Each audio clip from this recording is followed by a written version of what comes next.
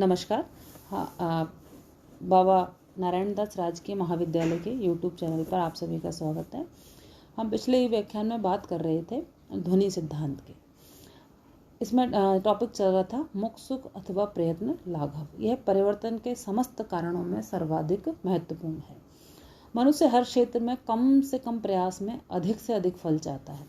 मुख को सुख देने के प्रयास में यथा स्थान हम किसी ध्वनि के कठिन होने के कारण शब्द विशेष का उच्चारण करना ही छोड़ देते हैं। जैसे अंग्रेजी के talk, walk, knife, kite, philology आदि में ल, क, प की ध्वनियाँ हैं। कभी कभी सुविधा के लिए एक नई ध्वनि जोड़ देते हैं, जैसे स्कूल, स्टेशन आदि में ई ध्वनि। कभी कभी ध्वनियों का स्थान बदल देते हैं, जैसे वाराणसी का बनारस, मुँह कलवह का मुचलका बना देते हैं। कभी तो ध्वनि इतनी काट छाट हो जाती है कि मूल रूप को पहचानना भी कठिन हो जाता है। जैसे नारायण का नारायण, कन्हैया का कन्ही, लक्ष्मण का लखन, संध्या का सांझ, सपत्नी का सौत आदि में मिलता है। बोलने की इस सुविधा के विषय में कोई निश्चित नियम लागू नहीं होता। कहीं एक ध्वनि हटाने में सुविधा होती है तो कहीं एक ध्वनि जोड़ने में। इसी प्रकार कहीं तो संयुक्त ध्वनियों में दो भिन्न ध्वनियों का ही रूप होता है और कहीं अनुरूप ध्वनि को भिन्न बना देते हैं, जैसे धर्म का धम्म और काक का काक, अथवा मुकुट का मोर अथवा मोर इत्यादि। अब आता है 8वां भावुकता। कि भावुकता के शब्दों को बिगाड़कर विकृत रूप दे दिया जाता है, जैसे चाची का चच्ची या चचिया, बेटी का बिट्टी या बिट्टू, बच्चा का बच्चू, पुचकार को पुच्ची आदि इस बात के उदाहरण हैं। भावुकता मिश्रित क्रोध अथवा नाम प्यार में नामों के बहुत रूप बदल जाते हैं, जैसे शीला का सिल्लो, कमला का कम्मो, मनोज का मन्नो, रामेश्वर का रामेश्वरा, गोपेश्वर का गप्पू इत्यादि। हम भावुकता में भी और लाड़ प्यार में भी कई ध्वनियों में और शब्दों में परिवर्तन कर देते हैं। वो आता है वाक वक्रता। कभी कभी वाणी को वक्रता देते समय लोग बनकर बोलने लगते हैं और शब्दों की दुर्दशा कर देते हैं। उदाहरण के लिए क्या कर रहा है कि वो कहें क्या केरिया है, बोल मत रे को कहेंगे बोल मती रे। कुछ लोग अपनी विद्वता का प्रदर्शन करने के चक्कर में ध्वनियों को बिल्कुल ही बदल देते हैं। पंडित जी श की जगह सा और सा की जगह श अवश्य कहेंगे। इसी तरह ज को ज और क को क, ग को बोलना अच्छा समझते हैं। वक्तागण बहनों और भाइयों की जगह बहनों और बाइयों कहते हुए अक्सर सुने जाते हैं। अब आता है विभाषा का प्रभाव। कि राष्ट्रों से संपर्क से ध्वनियाँ बदलती हैं और दोनों भाषणों की ध्वनियाँ एक दूसरे से प्रभावित होती हैं। अफ्रीका के बुशमैन परिवार की भाषाओं की क्लिक ध्वनियाँ समीप की अन्य भाषा ध्वनियों को प्रभावित कर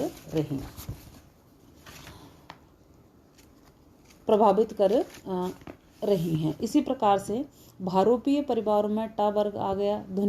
अंग्रेजी ध्वनियों का भी प्रभाव आर्य ध्वनियों पर पड़ा है। अब आता है सामाजिक प्रभाव। सामाजिक परिस्थितियों के प्रभाव से भी ध्वनि परिवर्तन होता है। यदि सामाजिक परिस्थिति बिगड़ी हुई है और दुखपूर्ण है तो ध्वनियों का झुकाव समृद्ध की ओर अधिक होगा, और यदि उत्तेजनापूर्ण है तो विवृत की ओर होगा। युद्ध के समय भाषा की ओर ध्वनि की परिवर्तन गति बहुत बढ़ जाती है। इसके अतिरिक्त यदि सुख शांति का वातावरण होगा तो अशुद्ध ध्वनियाँ विकसित नहीं हो पाएंगी और ध्वनि परिवर्तन बहुत कम होगा। भौगोलिक प्रभाव। कि भौगोलिक प्रभाव अनेक प्रकार से पड़ता है। शीत स्थानों में विवृत से समृद्ध की ओर परिवर्तन होता है और गर्म देशों में समृद्ध से विवृत की ओर ध्वनियाँ बढ़ती हैं। यदि पहाड़ों से घिरा हुआ स्थान है तो ध्वनियों का विकास बिना किसी बाह्य आघात के स्वतंत्रता पूर्वक होता है। आता लेखन प्रणाली। यदि लिखने के ढंग में परिवर्तन आ जाता है तो उच्चारण भी बदल जाता है, अतः ध्वनि परिवर्तन स्वतः ही हो जाता है। मध्य युग में ख में र और ब का संदेह होने के कारण श का प्रयोग होने लगा। थोड़े ही दिनों में श का उच्चारण ख हो गया। इसके प्रभाव में वर्षा, भाषा, पाषण, लक्षण के स्थान पर बरखा, भाषा, पाखड़, लाखड़ आदि प्रयुक्त होने लगे। अंग्रेजी में ए का प्रयोग नामों तथा जातियों के अंत में होता था, जैसे रामा, मिश्रा, गुप्ता, अशोका आदि। अतः हिंदी में भी उसे रामा, गुप्ता, मिश्रा, बुद्धा, अशोका आदि लिखने व बोलने लगे। सादृश्य। कुछ शब्दों में ध्वनि परिवर्तन सादृश्य के कारण हो जाता है। जैसे 35 के सादृश्य पर 37 में अनुनासिकता आ जाती है। संस्कृति में भी 12 के स्थान पर एकादश बन गया। इसी प्रकार दुख में का ध्वनि के स्थान पर सुख में का ध्वनि आ गई, सुख बोला जाने लगा। स्वराघात। स्वराघात दो प्रकार का होता है, संगीतात्मक तथा बलाघात। दोनों के कारण ध्वनि परिवर्तन होता है। संगीतात्मकता स्वराघात के प्रभाव से कभी भी संवृत स्वरों का विवृत में परिवर्तन हो जाता है।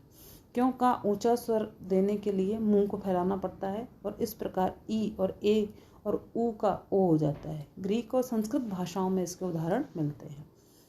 हिंदी में कुष्ठ का कोढ़, कुक्षी का कोक, सिम्बा का सम आदि कुछ उदाहरण हैं, इसे स्पष्ट कर देते हैं।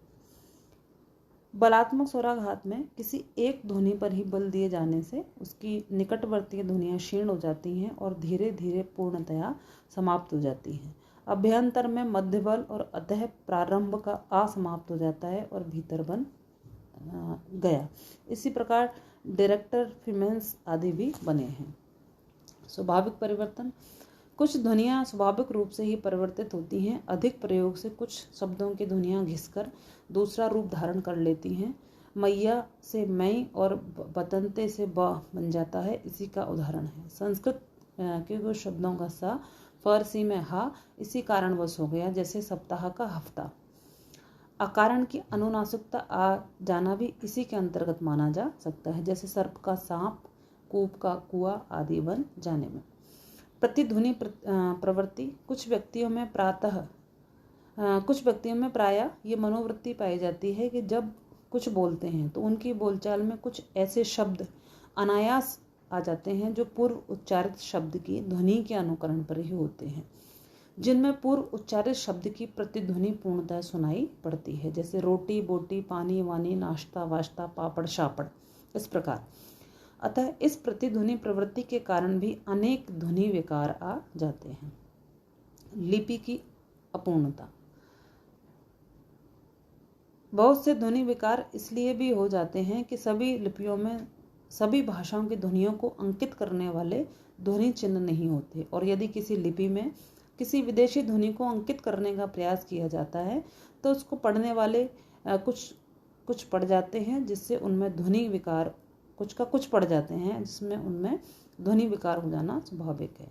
जैसे रोमन लिपि अपूर्ण है, यदि उसमें रामा लिखा जाए और इसे रमा, रामा, राम और रम पढ़ा जा सकता है, जिससे ध्वनि परिवर्तन हो जाएगा। ऐसे ही देवनागरी लिपि ह्रस्व ओ को ह्रस्व ए के लिए ध्वनि चिन्ह नहीं है, इसलिए यहाँ कॉलेज को कोई कॉलेज, कोई कॉलेज और कोई कॉलेज लिखता है, जिससे सहज ही ध्वनि परिवर्तन हो जाता है।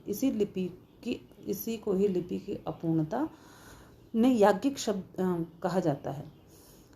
याज्ञिक शब्द को रोमन लिपि में याज्ञनिक लिखा जाने के कारण याज्ञनिक बना दिया। अतः लिपि की अपूर्णता के कारण भी अनेक ध्वनि विकार हो जाते हैं। उपयुक्त विवेचन के आधार पर यह कहा जा सकता है कि ध्वनि परिवर्तन किसी एक कारण से नहीं होता, उसके अनेक कारण हो सकते हैं। इन कारणों में से ही कुछ कारणों का हमने यहाँ विवेचन किया है। भाषा परिवर्तन की राह से गुजरती है और इसी कारण ध्वनियों में विविध तरीके का परिवर्तन आ रहा है। तो विद्यार्थियों, आपको ध्वनि का अर्थ समझ में आया और ध्वनियों में किस प्रकार कौन से कारण जो है वो इसको प्रभावित करते हैं और परिवर्तित करते हैं, और जिससे कि शब्द रूपों में भी परिवर्तन आ जाता है। तो ये बात आज हमने विस्तृत रूप से चर्चा की। आशा है ये व्याख्यान आपके लिए महत्वपूर्ण और उपयोगी सिद्ध होगा। नमस्कार।